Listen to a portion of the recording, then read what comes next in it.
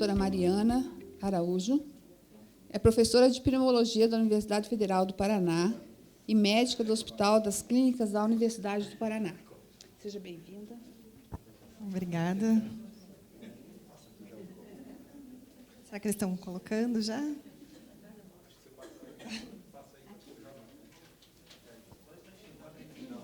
Ah, tá. Aqui, né?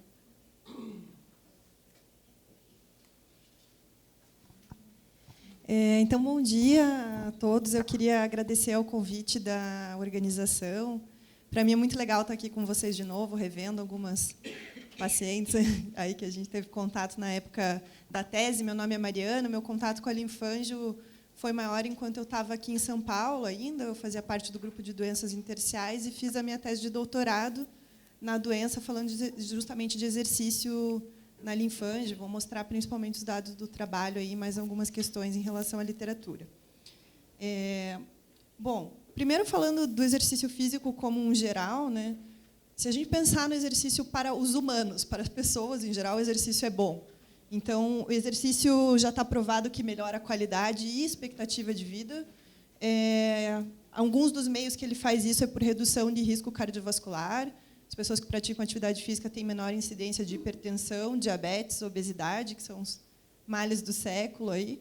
Doenças mentais, aí, o que ele coloca como mental, incluindo menor incidência de depressão, ansiedade e distúrbios cognitivos, incluindo demência.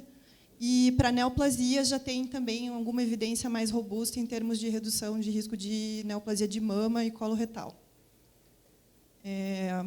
O que o exercício aeróbico, né, especificamente, que é o mais importante, ele faz? Então, tem algumas coisas que acontecem quando a gente pratica atividade física de uma maneira regular. A primeira é que as fibras musculares elas mudam e você passa a ter mais fibras de maior potencial oxidativo. O que é isso? É um músculo mais eficiente em captar oxigênio. Tá? As mitocôndrias, que são as células que respiram, né, a parte que faz a célula respirar, elas aumentam em número no músculo. E você tem um aumento também de capilares, de vascularização em termos da área total de músculo. Isso faz com que você tenha uma troca gasosa mais efetiva. O coração do indivíduo muda, então ele aumenta, mas de uma maneira efetiva, né, diferente de quando você tem uma doença, ele passa a conseguir ejetar mais sangue por batimento, então ele tem um volume sistólico maior.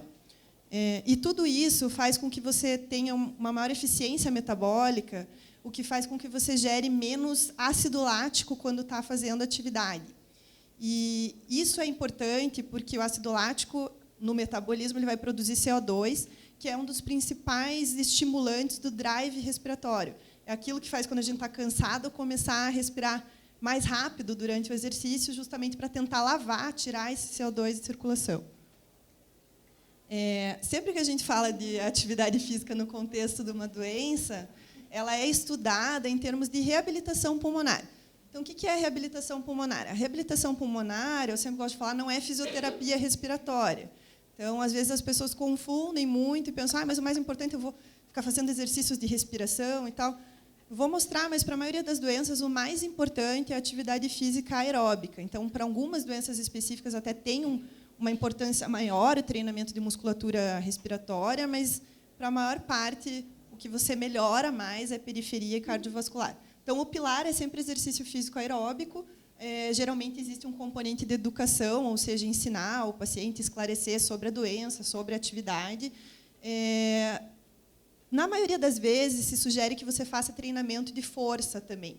Então, musculação, tá? Ou uma ginástica localizada, ou banda, enfim. Isso também ele não é o principal. Se você tiver que escolher, você vai fazer só aeróbico, mas se você puder associar, parece que tem benefícios também. E a reabilitação pulmonar, então, nesses moldes, ela já tem um benefício mais do que bem estabelecido na DPOC, que é a doença lá dos fumantes, né, a bronquite dos fumantes, com melhora de tolerância ao exercício, melhora de falta de ar, que é a dispneia para nós, qualidade de vida, ansiedade e depressão, hiperinsuflação dinâmica, que eu vou falar um pouquinho mais à frente o que é. Isso é nível evidência. Então, ninguém discute mais. Em DPOC, o que se discute é qual é o melhor programa, e não se tem que fazer. Para outras doenças, na realidade, também. Então, O exercício, geralmente, se você estuda, você vai ter resultado positivo. São poucas as situações em que a pessoa não vai ter benefício do exercício. Então, para a doença intersticial, que era um pouco mais controverso, que são as fibrosantes, principalmente, também já temos ensaio clínico randomizado controlado, pelo menos 2 de boa qualidade, mostrando também desfechos positivos. Tem para câncer de pulmão, asma, bronquiectasia, hipertensão pulmonar, e bem importante também, tanto no pré quanto no pós-transplante, que foi comentado.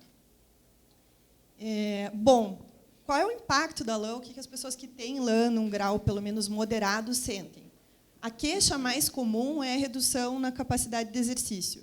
Então, existe uma queixa de falta de ar e de uma intolerância para fazer determinados graus de exercício, e isso impacta bastante na qualidade de vida das pessoas. E, para algumas pessoas, gera, inclusive, depressão, ansiedade, quer dizer, tem um impacto importante. Então, faria muito sentido a gente recomendar exercício nessa doença. Por que não fazer? Quer dizer, qual seria a preocupação, né?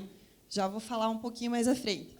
Voltando da limitação ao exercício, esse é um slide que a gente sempre compartilha ali nas aulas, você tem vários mecanismos possíveis.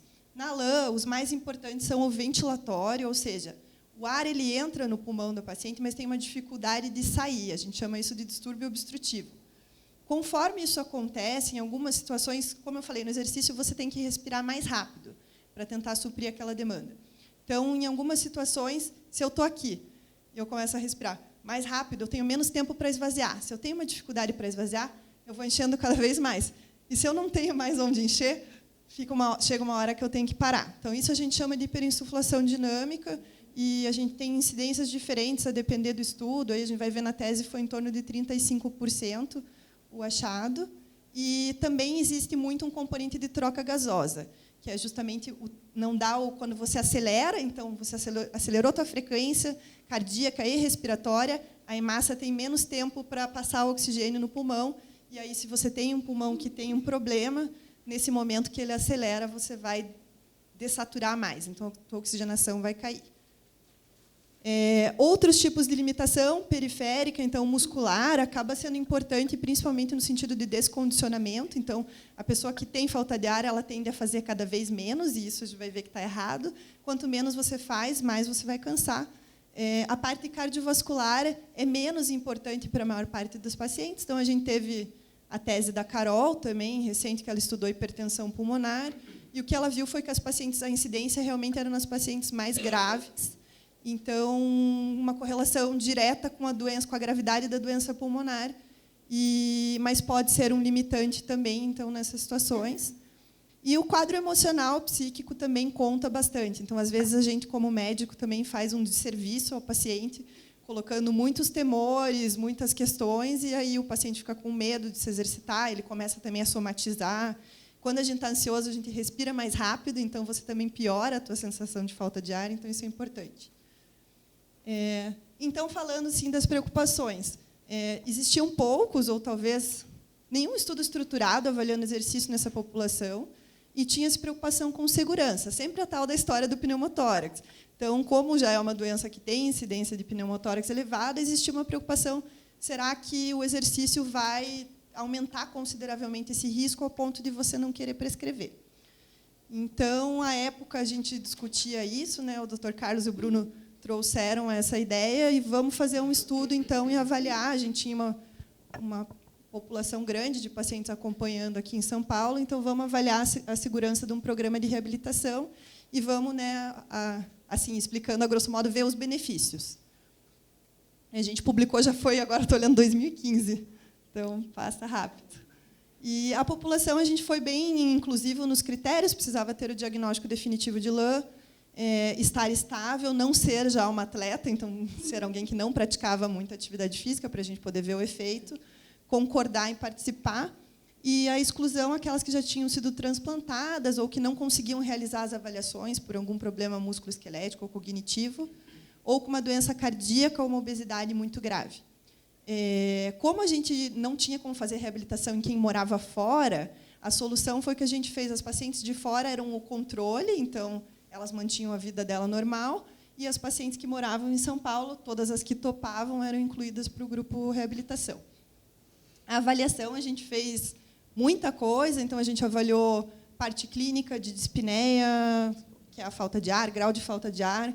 A gente fazia a prova completa em todas as pacientes, o teste cardiopulmonar incremental, que é aquele completo da esteira ou da bicicleta, né? No nosso caso, a gente fazia na bicicleta. Com esse teste incremental, a gente observava por que a pessoa tinha parado de se exercitar e a gente conseguia obter a carga máxima que ela atingiu para fazer o teste de carga constante, que era realizado com 75% da carga máxima. A gente avaliou a qualidade de vida também por uma escala padronizada, avaliamos sintomas de ansiedade e depressão, teste de caminhada de 6 minutos, que é um teste mais simples, e um RM, que é um teste de força muscular, porque a gente treinou musculatura periférica também. E as pacientes faziam, então, o programa por 3 meses, foram 12 semanas, comportando um total de 24 sessões, eram 2 por semana. A sessão, na verdade, era tranquila, 1 hora de duração, era tranquila, 30 minutos. Para mim era, né? Não sei se 30 minutos de esteira. A gente fazia...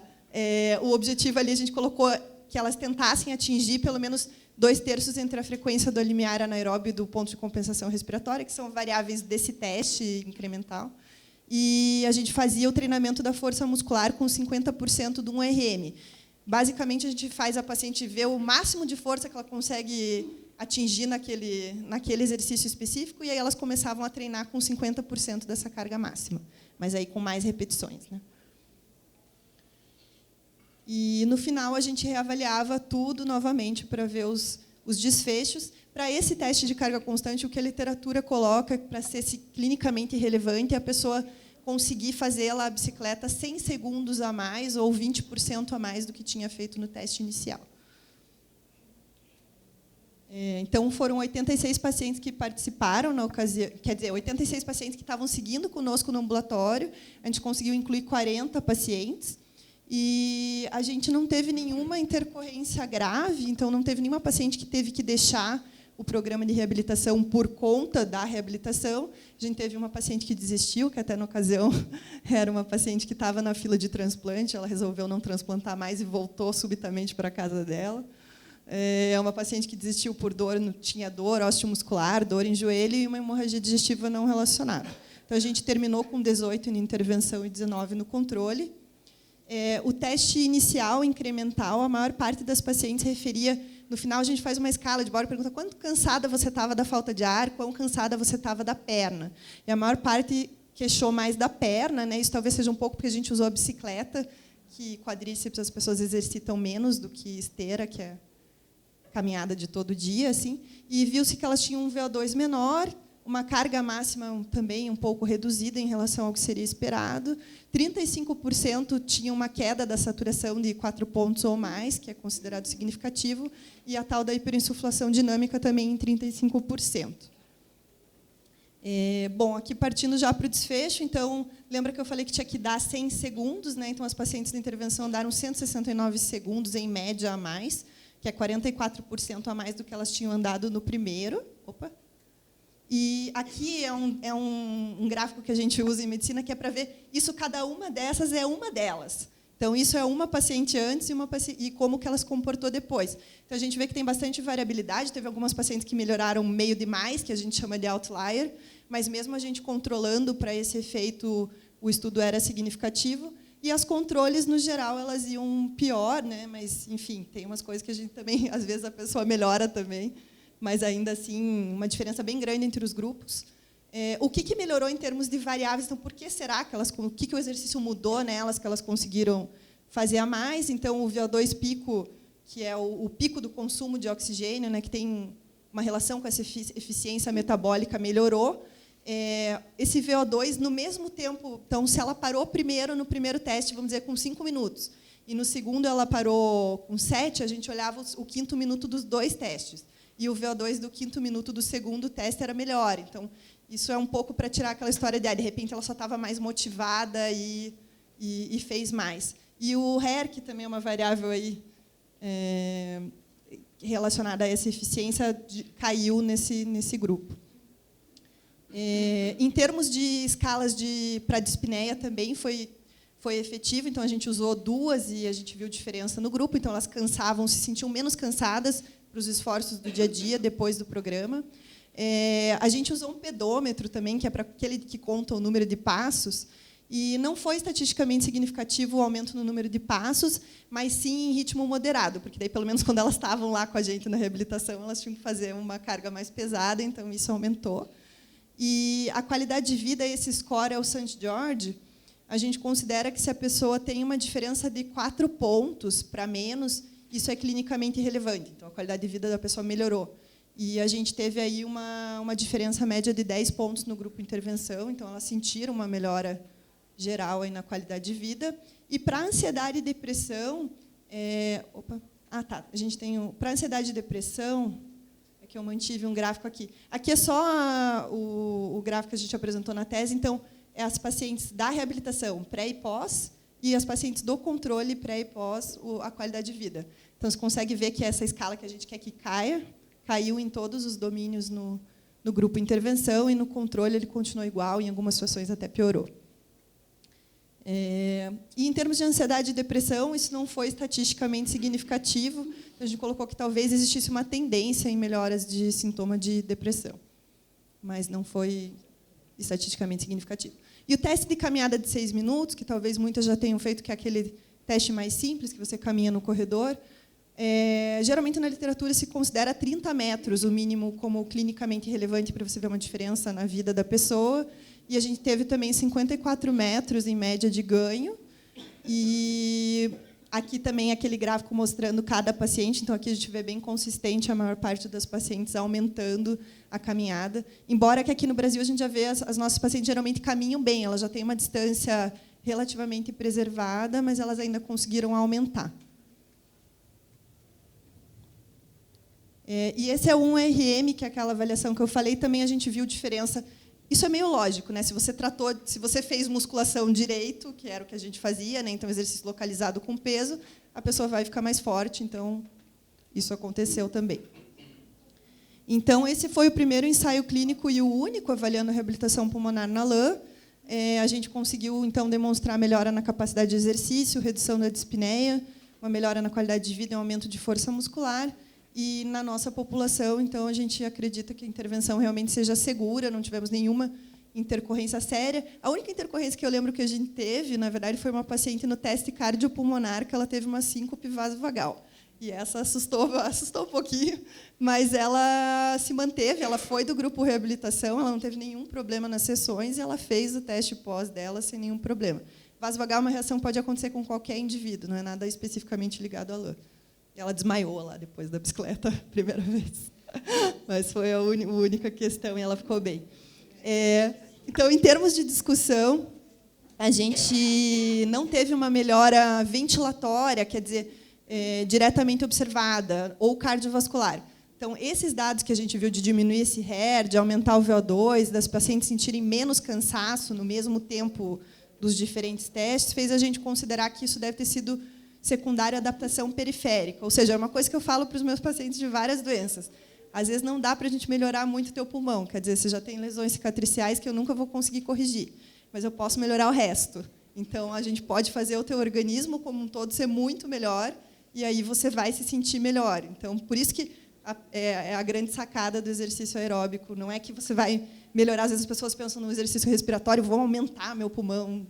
Não existe muito isso, ele não vai aumentar. Então, as limitações do estudo, uma coisa que sempre perguntava, a gente apresentou na época em congresso internacional e tudo, vocês vão seguir a longo prazo e tal? E a gente dizia, vamos, mas ninguém teve perna para continuar. E eu, honestamente, não acho que isso seja um grande problema. Essa resposta, para mim, é meio óbvia. Se você parar a reabilitação, você vai perder o efeito. Então, para quem fez, se a pessoa parou de fazer exercício depois não manteve, com o tempo ela vai perder os efeitos. Isso é o que acontece naturalmente, já foi provado em outras doenças. E exercício fora do contexto da reabilitação. Então, eu posso fazer exercício numa academia, eu posso fazer sozinha. Então, assim, não tem estudos específicos na LAM para isso, mas o que a gente extrapola de outras doenças, imagina, é assim, se você tem uma doença leve, geralmente com VF1 acima de 60%, se você não tem uma dessaturação significativa nos esforços, então, não cai 4%, a oxigenação não fica abaixo de 90%, que é quando a gente começa a querer indicar o exercício com oxigênio. E, se possível, o ideal é que você faça um teste funcional antes, porque ele ajuda a entender as suas limitações e também na prescrição. Então, nos lugares que é disponível, fazer o teste cardiopulmonar incremental, que é a esteira, a bicicleta, é interessante, mas a gente tem outras formas de estimar essa frequência, alvo, né, que tem que ser um exercício que te canse mesmo, tem que ser um exercício significativo para induzir isso. Mas, se der para fazer, é melhor. E, se não der para fazer o cardiopulmonar, pelo menos o caminhada de 6 minutos ou um teste do degrau para saber se a tua saturação não cai muito. Porque, se a saturação ela fica caindo muito, abaixo, principalmente de 88, a gente começa a ter uma questão difícil, que eu acho que não se tem uma resposta ainda nos estudos, mas, fisiopatologicamente, você sabe que isso está fazendo mal, sobrecarga na circulação, na parte cardíaca. Você tem uma maior chance da pessoa desenvolver hipertensão pulmonar porque ela está desaturando. E aí fica uma situação difícil de você saber contrabalançar contra o benefício do exercício. Então, essas pessoas deveriam se exercitar, a meu ver, com oxigênio. E aí é difícil num contexto sem você ter, pelo menos, passado por um programa de reabilitação. Aqui, falando, isso é para todos, não é só para quem tem LAN. Então, recomendações do Colégio Americano do que a gente deveria fazer como adultos saudáveis. Atividade física moderada, que é caminhar rápido, pelo menos 30 minutos por dia, 5 dias por semana. Ou, então, uma atividade física vigorosa, que seria, por exemplo, corrida, 20 minutos, 3 dias por semana. Você poderia fazer isso de uma maneira combinada, então, para atingir mais ou menos esse gasto metabólico. Mas eu não posso fazer isso. Não sei se vocês já ouviram também a história do número de passos. Então, a recomendação de muitos guidelines oficiais é, no mínimo, 10 mil. Aí você fala, e se eu fizer menos? Então, assim, eles viram que muitas pessoas que cumpriam esses dois quesitos não faziam 10 mil passos, faziam algo entre 5 mil e 8 mil, e, ainda assim, a pessoa estava dentro da recomendação e experimentando o benefício. Também o que eles viram, pessoas que não faziam atividade nenhuma e que conseguiam aumentar a 2 mil passos, isso já fazia diferença.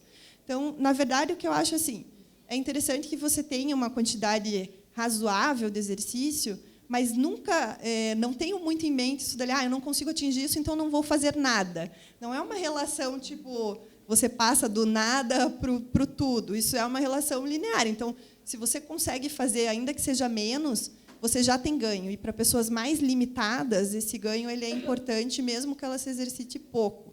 Então, o que ele recomenda é faça, mesmo que seja abaixo da recomendação oficial. Então, a suplementação de O2 eu falei um pouco, extrapolado de estudos de DPOC, que não tem estudo específico também, a gente costuma recomendar para manter a saturação acima de 88, até considera idealmente 90. A história dos broncodilatadores, então, é uma doença obstrutiva, será que vale a pena usar broncodilatador antes do exercício, a bombinha?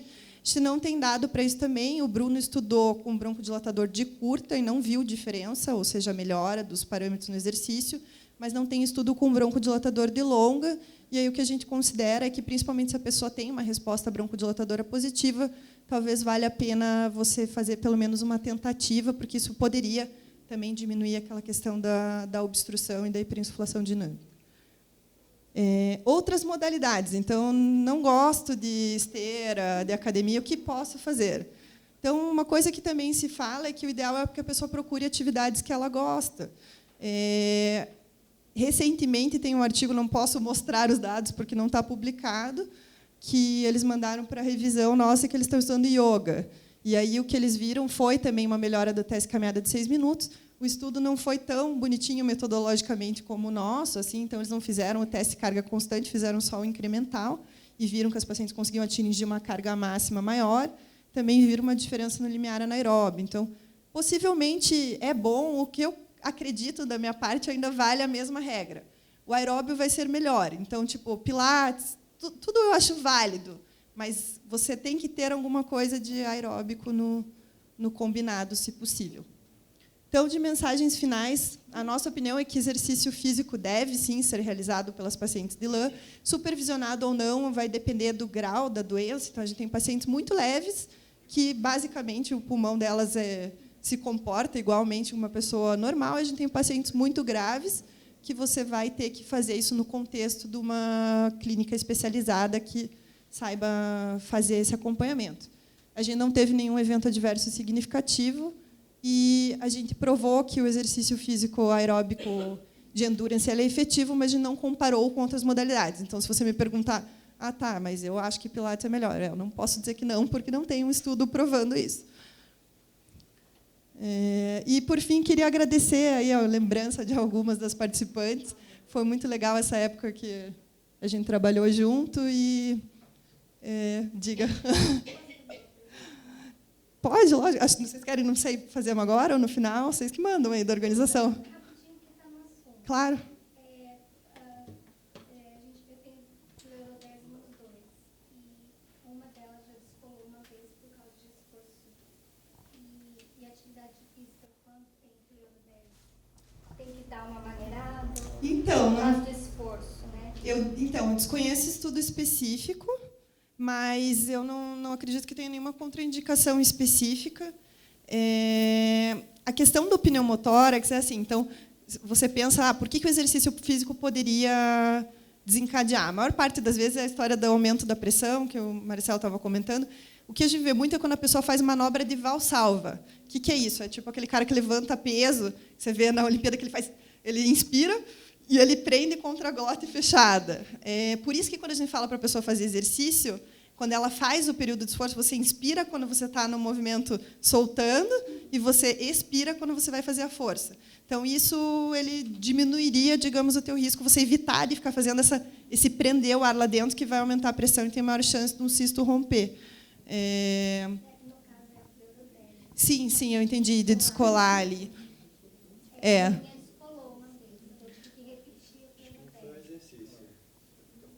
O palpite aqui dos universitários é que talvez não tenha tido correlação. Mas é difícil a gente saber exatamente se foi o exercício ou não, tem muito fator implicado. Perigo, eu diria assim, perigo até tem, né? Tipo, perigo tem de você estar aqui e ela desprender, depende da efetividade do teu procedimento. Mas eu não deixaria de te recomendar exercício por conta disso.